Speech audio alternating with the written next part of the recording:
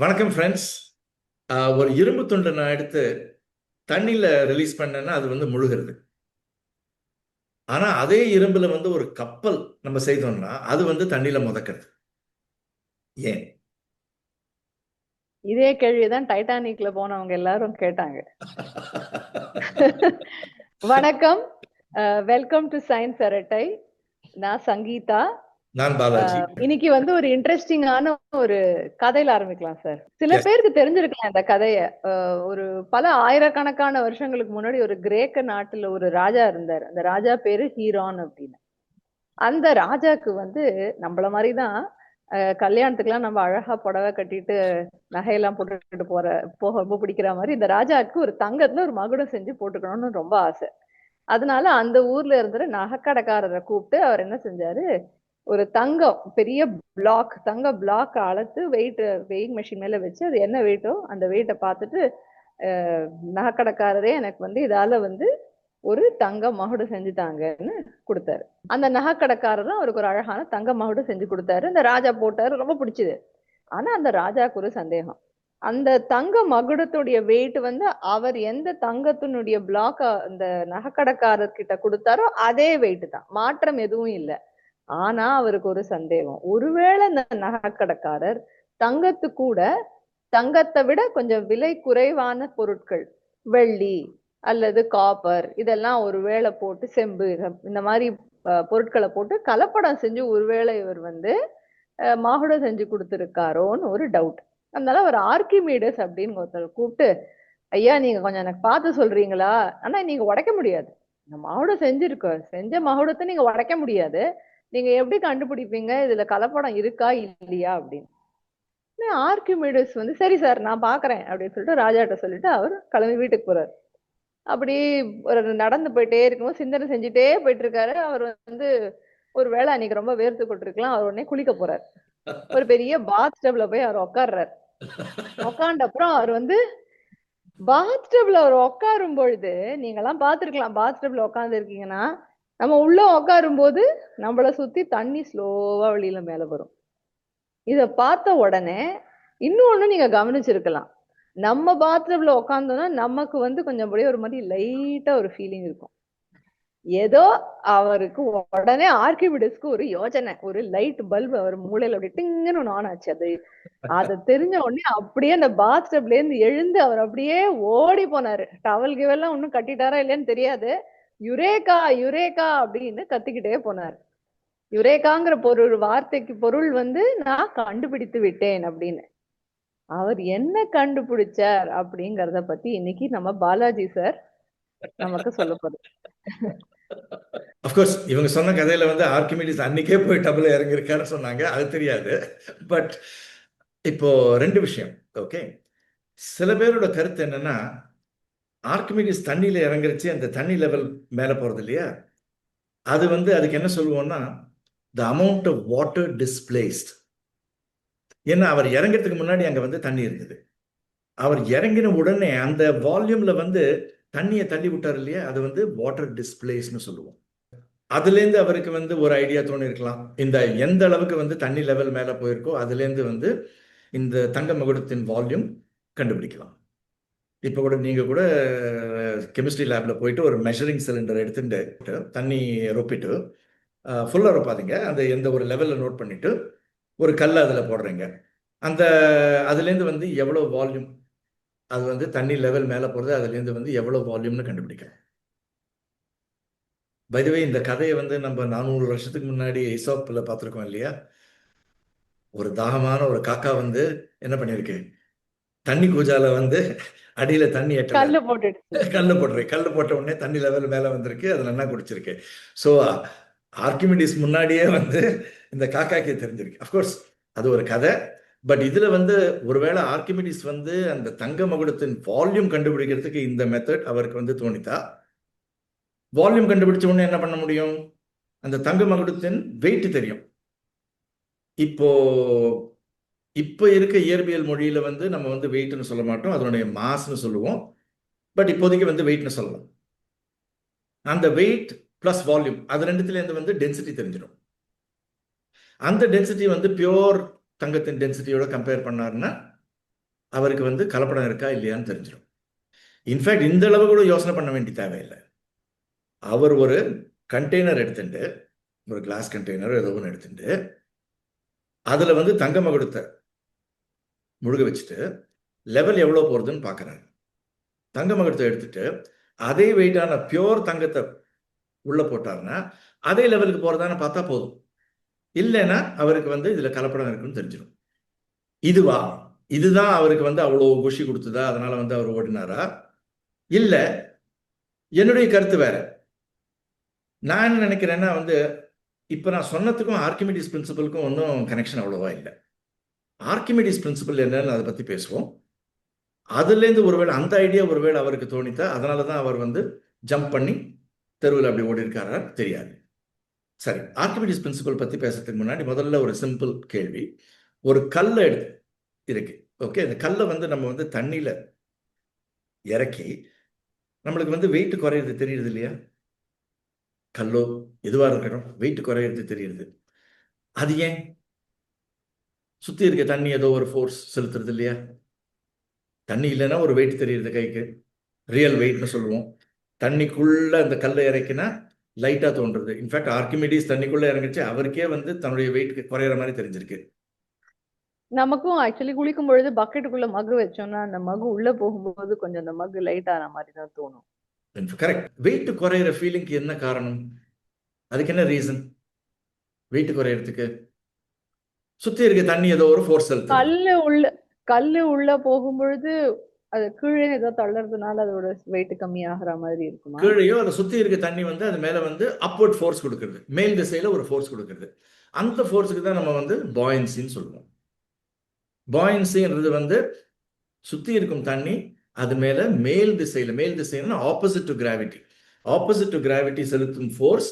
அந்த ஃபோர்ஸுக்கு வந்து அந்த விசைக்கு வந்து பாயன்சின்னு சொல்லுவோம். ஓகே, இப்போ ஆர்கிமிடிஸ் வந்து ஜெனுவின் क्वेश्चन, சைடுல சொல்லுங்க. இருந்து வர ஃபோர்ஸுக்கு பாயிண்ட்ஸே கிடையாதா பேரு? எல்லாம் சைட்ல இருந்து வந்த ஃபோர்ஸஸ் வந்து ஓரளவு கேன்சல் ஆகலாம். ஓகே, பட் இப்படி வந்தா கேன்சல் ஆகாது. அப்படி வந்தா கேன்சல் ஆகாது. ஸோ அதனால வந்து அதை பத்தி நம்ம வந்து டீட்டெயிலா பேசாம சுத்தி இருக்க தண்ணியும் சொல்லினா போதும். சுத்தி இருக்க தண்ணி வந்து அது மேல எக்ஸர்ட் பண்ற ஃபோர்ஸ், அந்த ஃபோர்ஸ் பாயன்சின்னு வச்சுக்கோம். இப்போ நீங்க ஒரு கல்லை எடுத்துட்டு தண்ணிக்குள்ள ரிலீஸ் பண்ணீங்கன்னா அது என்ன ஆகுது? முழுகிறது. ஓகே, அதுக்கு என்ன காரணம்? கல்லுடைய கனத்தை விட கல்லுடைய கனம் வந்து அந்த பாயன்சி ஃபோர்ஸை விட அதிகமா இருக்கு. அதனால அந்த கல்லு கீழே போடும். அதனால தான் அந்த கல்லு கீழே போடும். கல்லு கீழே போடுதுன்னு அந்த காலத்தில் சொல்லியிருக்கலாம். இப்போ வந்து இந்த காலத்து இந்த இயற்பியல் மொழியில வந்து தண்ணிக்கு அந்த கல்லுக்கு வந்து கீழ் திசையில ஒரு முடுக்கம் கிடைச்சதுன்னு சொல்லலாம். ஏன்னா நெட் ஃபோர்ஸ் கீழ் திசையில கிராவிட்டி வந்து பாயன்சி விட அதிகம். ஓகே, இப்போ இதே மாதிரி ஒரு ஸ்டைரோஃபோம் துண்டையோ இல்ல மரத்துண்டையோ எடுத்து தண்ணிக்கு அடியில் நான் ரிலீஸ் பண்ணேன்னா அது வந்து மேல் திசைக்கு வந்து போறது, அது மேல போயிடும், மேல் திசைக்கு போகும். ஸோ அகைன் மேல் திசைக்கு முடுக்கம் உண்டு இப்போ மாடர்ன் லாங்குவேஜ்ல. சரி, அதுல இருந்து என்ன தெரியுது? அந்த ஸ்டைரோஃபோமோட வெயிட் வந்து அந்த பாயன்சி ஃபோர்ஸை விட கம்மி. அதனால அந்த பாயன்சி ஃபோர்ஸ் வந்து மேல தள்ளும்போது அது மேல போயிடுது. கரெக்ட். ஸோ மேல போயிட்டு அது முதக்கிறது. அது முதக்கரிச்சு நிலையா இருக்கு இல்லையா? அப்ப என்ன சொல்ல முடியும்? அதனுடைய முடுக்கம் 0. ஓகே, பட் நிலையா முதக்கிறது. அதுல இருந்து என்ன சொல்ல முடியும்? பாயன்சி ஃபோர்ஸ், பாயன்சியும் கிராவிட்டியும் ஈக்குவல். எக்ஸாக்ட்லி.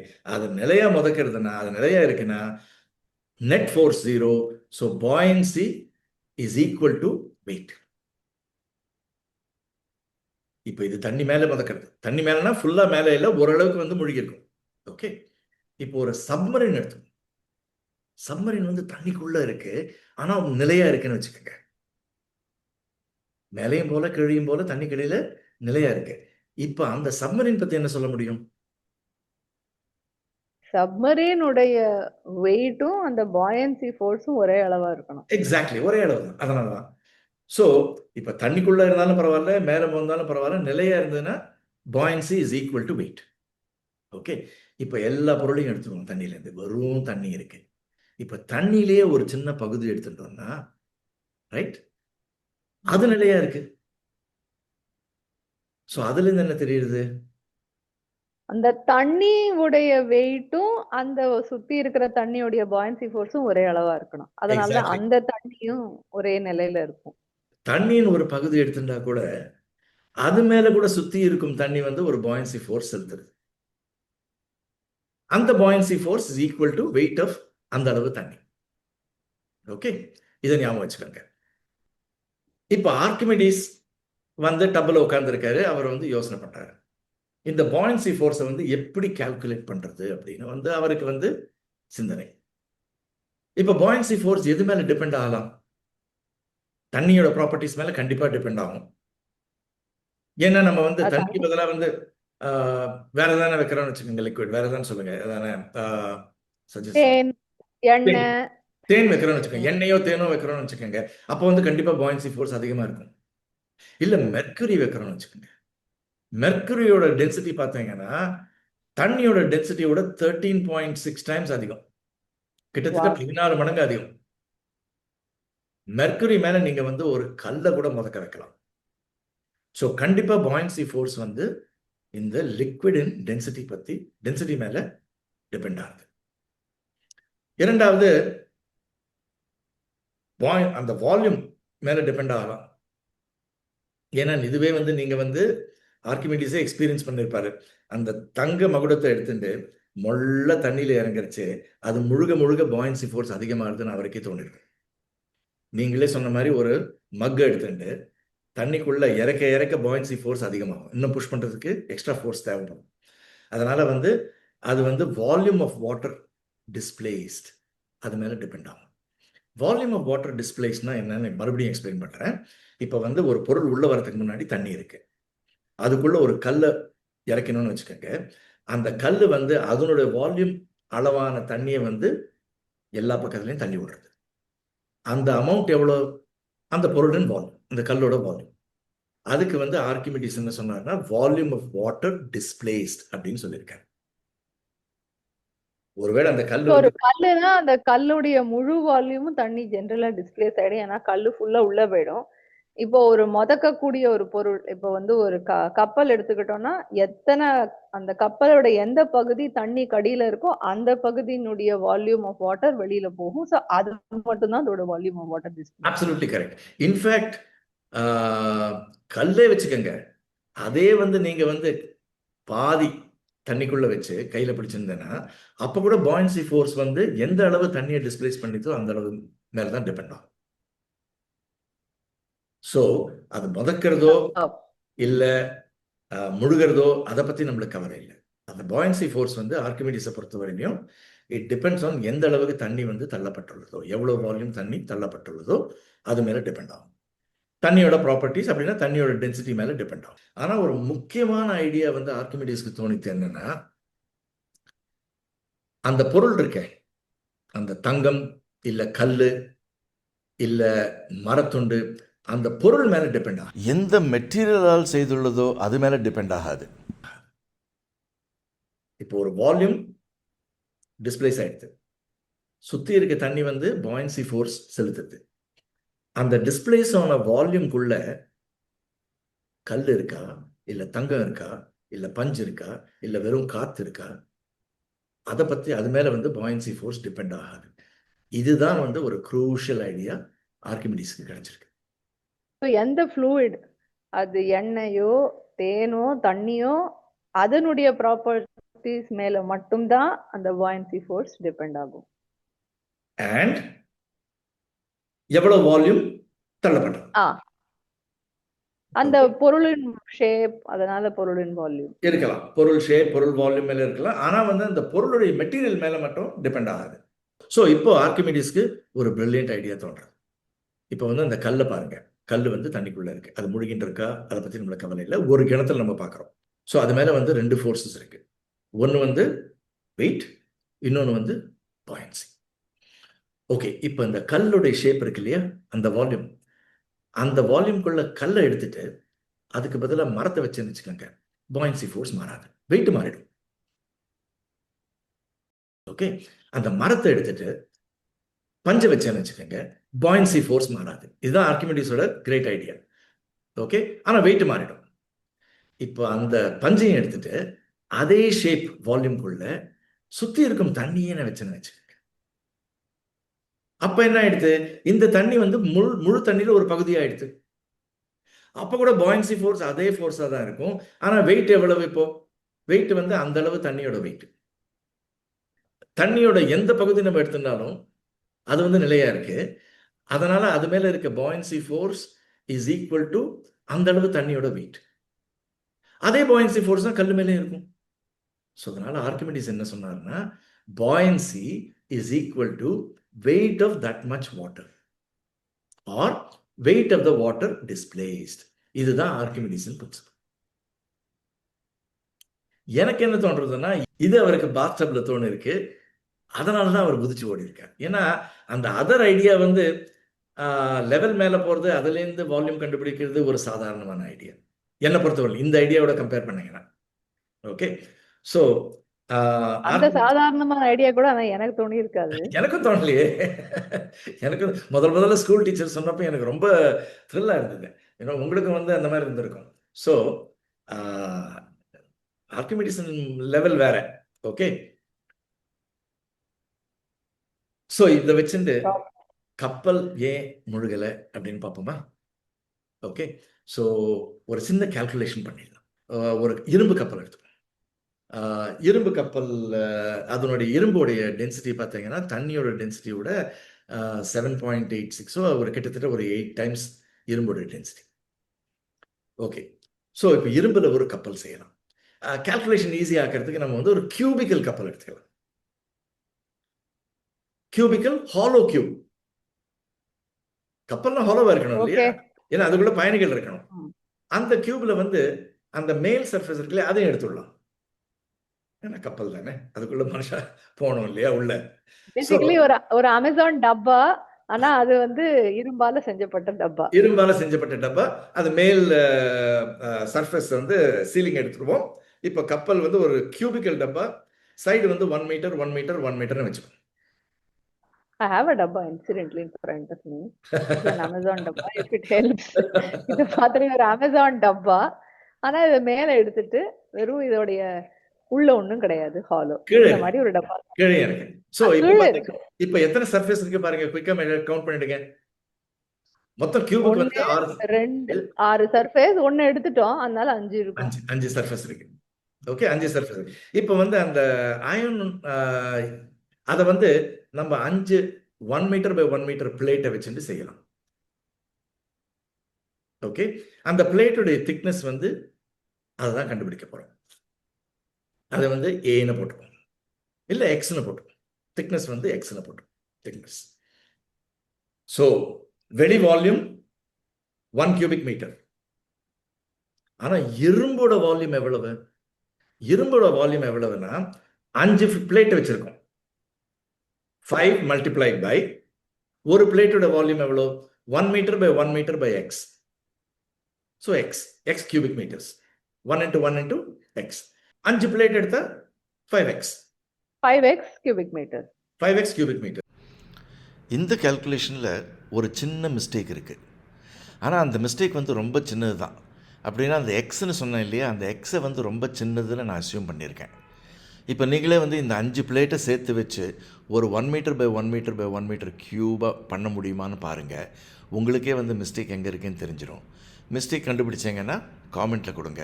ஆனால் அந்த மிஸ்டேக் வந்து ரொம்ப சின்னது, அதை நான் இக்னோர் பண்ணிவிட்டு எக்ஸை வந்து ரொம்ப ஸ்மால்னு அஸ்யூம் பண்ணிவிட்டு தான் கால்குலேஷன் பண்ணுறேன். கப்பலுடைய வெயிட்டுக்காக நம்ம வந்து கப்பலுடைய ஃபுல் வால்யூம் இல்லை, ஆனால் இரும்போட வால்யூம் யூஸ் பண்ணணும். அதனுடைய வெயிட் எவ்வளவு? 5x multiplied by density of iron. Gravity. அது வந்து 8 டைம்ஸ் வாட்டர் டென்சிட்டின்னு வச்சுப்போம். வாட்டர் டென்சிட்டி டின்னு எடுத்துப்போம். Okay, so 8 times D. அது மாஸ் ஆயிடுது. மல்டிப்ளைட் பை ஜி, வெயிட் கிடைச்சிடுது. So 40 dx into g. 40 எப்படி? 5x 8 into 5. 8 எடுத்திருக்கீங்க. மறுபடியும் சொல்லுங்க. 40 into x into d into g. into g. Into G, அதான் வந்து வெயிட். இப்போ இந்த கப்பல், ஓகே, இதுல வந்து நிறைய காலி ஸ்பேஸ் இருக்கு, அதுல பயணிகள் இறங்கலாம். ஆனா பயணிகள் இப்ப எடுத்துட்டு இந்த கப்பல் வந்து முதக்கிறதுன்னு வச்சுப்போம். ஆனா பாதி வரைக்கும் தண்ணிக்கடியில இருக்கு, பாதி வெளியில இருக்குன்னு வச்சுப்போம். ஜம்முன்னு முதக்கிறது, பாதி தண்ணிக்குள்ள இருக்கு. அப்படின்னா எந்த அளவு தண்ணி டிஸ்பிளேஸ் ஆயிருக்கு? வால்யூம் ஆஃப் வாட்டர் டிஸ்பிளேஸ்ட் எவ்வளவு? இப்போ பாயின்சி கால்குலேட் பண்ண போறோம். வால்யூம் ஆஃப் வாட்டர் டிஸ்பிளேஸ் எவ்வளவுன்னா ஃபுல் கியூபோட வால்யூமோட பாதி. ஃபுல் கியூபோட வால்யூம் வந்து 1 cubic மீட்டர். ஃபுல் கியூபோட வால்யூம். இது வந்து half a cubic meter. So amount of water displaced is half a cubic meter. Half multiplied by density of water. என்ன நம்மளுக்கு வந்து weight of water displaced தேவை. Density of water D into G.